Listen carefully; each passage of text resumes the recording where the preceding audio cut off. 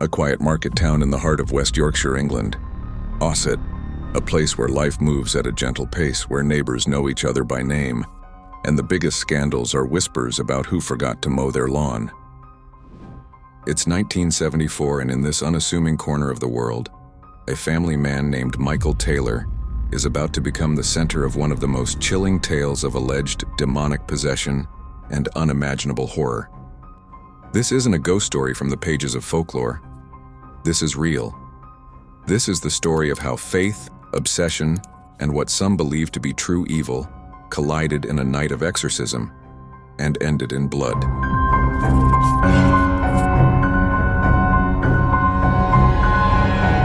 But before we dive in, some of the details in this story are disturbing and may not be suitable for all audiences, so viewer discretion is strongly advised.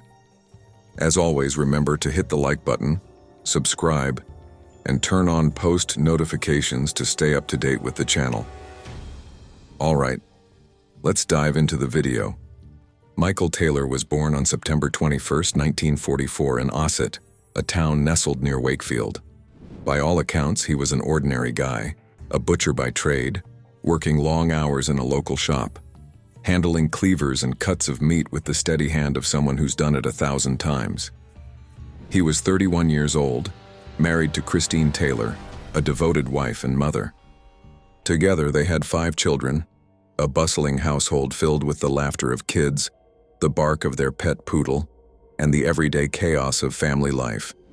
Michael was known as a gentle soul, warm, affectionate, the kind of father who played games with his kids after a hard day's work and helped his wife with the dishes without complaint.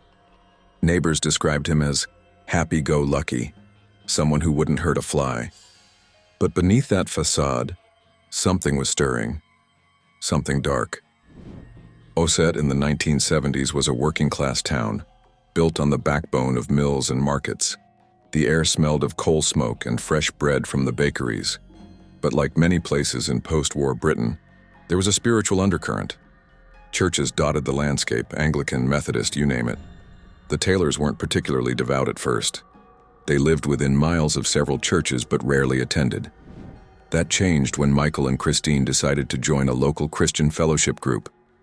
This wasn't your standard Sunday service. It was a charismatic gathering, led by a young lay preacher named Marie Robinson. She was in her early 20s, charismatic, passionate about her faith, and she drew people in like moths to a flame.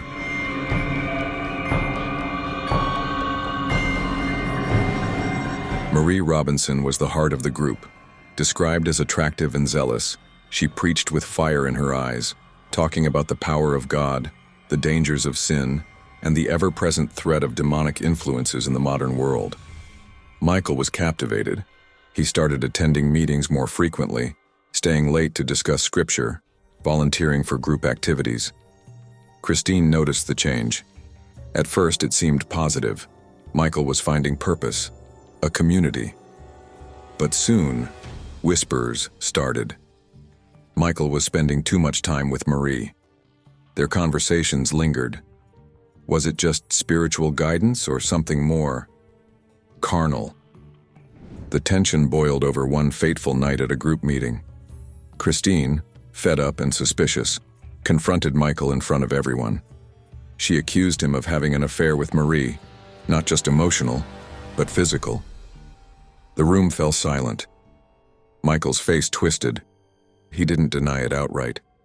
Instead, he admitted to feeling evil within him. The group, steeped in their beliefs, didn't see this as a marital spat. They saw signs of something sinister, possession, demonic influence. Marie, perhaps to deflect her out of genuine concern, suggested they resolve it privately. She and Michael retreated to a bedroom, alone. What happened in that room remains shrouded in mystery. According to accounts, Michael made a pass at Marie, which she rejected. When they emerged, he verbally attacked her, screaming obscenities. Marie screamed back. The group was stunned. At the next meeting, Michael received an absolution, a forgiveness ritual. But it didn't help.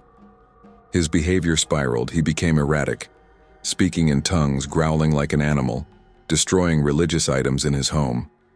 He attacked a friend once, with a bestial look in his eyes, and later claimed no memory of it. Christine was terrified. The children sensed something wrong with Dad. Before we continue on, if you are enjoying the video so far, please remember to hit that like button and subscribe to the channel. And if you don't like it, let me know down in the comments. Your support truly means everything. All right, back to the video.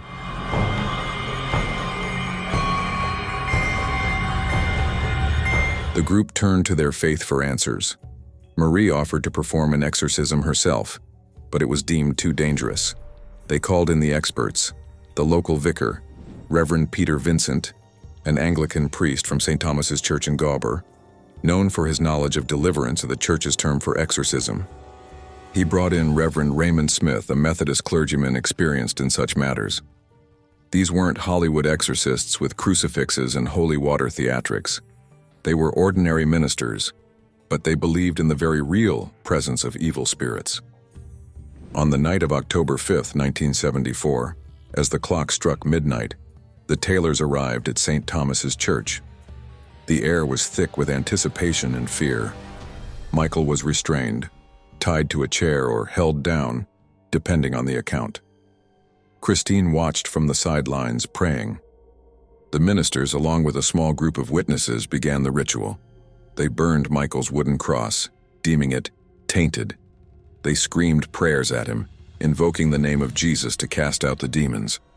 Michael thrashed, spoke in voices not his own, exhibited superhuman strength, or so the participants claimed. Hour after hour they battled. According to folklore expert Bill Ellis, who later analyzed the case, the exorcists believed they invoked and expelled at least 40 demons. These weren't vague entities. They had names tied to sins: incest, bestiality, blasphemy, lewdness, heresy, masochism, carnal knowledge. Each one was dragged out kicking and screaming, as the priest put it. Michael's body convulsed. He spat, cursed, revealed knowledge he shouldn't have. The room filled with an oppressive energy, a stench of sulfur some swore they smelled. But exorcisms are exhausting work, spiritually and physically. By 8 a.m. on October 6th, after 8 grueling hours, the ministers were spent. They claimed success with most demons, but admitted 3 remained: insanity, murder, and violence. One woman present, hearing a divine warning, begged them to continue. "The voice of God told me those demons will kill Christine," she pleaded. But exhaustion won. They sent Michael home with Christine, promising to finish later that day. "Don't worry," they said. "He's safe for now." How wrong they were.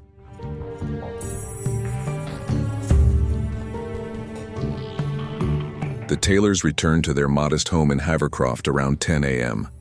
The children were likely with relatives, the house quiet.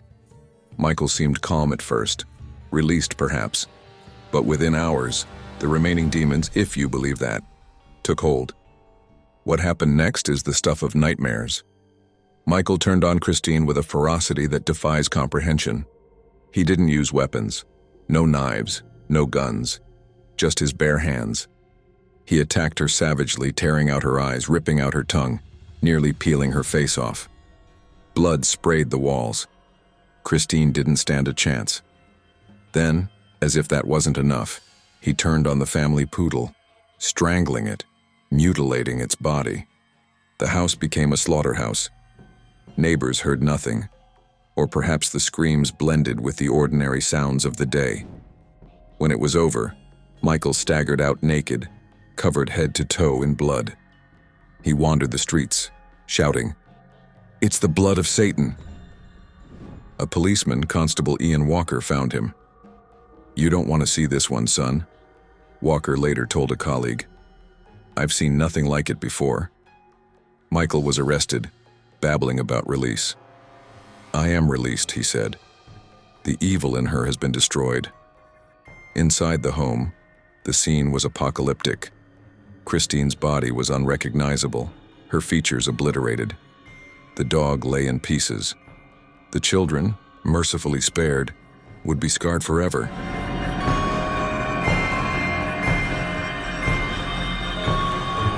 The Ossett murder case exploded in the British press. Headlines screamed of exorcism gone wrong, demonic possession, and the exorcist killer, a nod to the recent film The Exorcist that had terrified audiences worldwide. Police investigated, piecing together the timeline. No motive beyond the alleged possession. Michael was charged with murder, but his defense hinged on insanity. The trial began in March 1975 at York Crown Court. Michael pleaded not guilty. His lawyers argued that the exorcism, the trauma of it, pushed him over the edge. A clinical psychologist testified, the ritual, combined with pre-existing mental health issues, perhaps undiagnosed schizophrenia or psychosis, induced a temporary madness. The prosecution couldn't prove intent without acknowledging the bizarre circumstances. After deliberation, the jury acquitted him on grounds of insanity. He was committed to Broadmoor Hospital, a high-security psychiatric facility, for 2 years, followed by another 2 at Bradford Royal Infirmary's secure ward. Michael was released in 1979, a free man but forever marked. Life went on, but the shadows lingered. In 2005, he made headlines again, convicted of indecently assaulting a teenage girl. Sentenced to prison, he exhibited the same strange behavior, speaking in tongues, violent outbursts. He'd attempted suicide 4 times since the murder. Was it remorse, lingering demons, or the weight of what he'd done?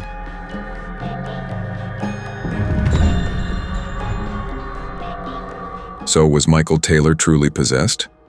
Believers point to the signs: the sudden personality shift, speaking in tongues, the superhuman brutality. The exorcists stood by their story: 40 demons expelled, 3 left behind. Skeptics see a different picture: a man in the throes of a mental breakdown, exacerbated by religious fervor. The charismatic group, with its intense focus on sin and demons, might have induced a psychotic episode. Michael's infatuation with Marie could have been the trigger. Jealousy, guilt, repression boiling over. This isn't isolated. Think of Anneliese Michel in 1976, a German woman who died during an exorcism, her possession later attributed to epilepsy and mental illness. Or Arnie Cheyenne Johnson in 1981, the devil made me do it case that inspired The Conjuring 3. Johnson claimed demonic transfer after his fiance's brother was exorcised. Like Taylor, he was convicted, but the possession defense failed.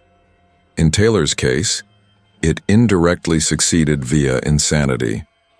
The Taylor case rippled through society. It inspired David Peace's novel, 1977, part of the Red Riding Quartet, where a fictionalized Michael is exorcised and kills his wife with a nail to the skull. Podcasts like Crimes and Consequences and The Devil Within dissected it. Even The Conjuring, The Devil Made Me Do It, nods to it. But beyond fiction, it raised questions about exorcism in modern religion. The Church of England tightened guidelines after, requiring psychiatric evaluation before rituals. Walking the streets of Ossett today, you'd never guess the horror that unfolded. The Taylor home is gone, replaced by mundane suburbia. But the story lingers, a cautionary tale. Was it demons? Or the demons within us all? The dark impulses faith can't always contain. Michael Taylor's life ended in obscurity, but his actions echo. A reminder that sometimes the scariest monsters aren't under the bed. They're in the mirror. Thank you so much for watching. If you enjoyed this video and want to see more, then check out these videos on the screen now. If you have a topic suggestion, please send it to the email in the description. And as always, remember to like, share the video, and subscribe to our channel. And remember, the only thing scarier than this story is missing out on our next video.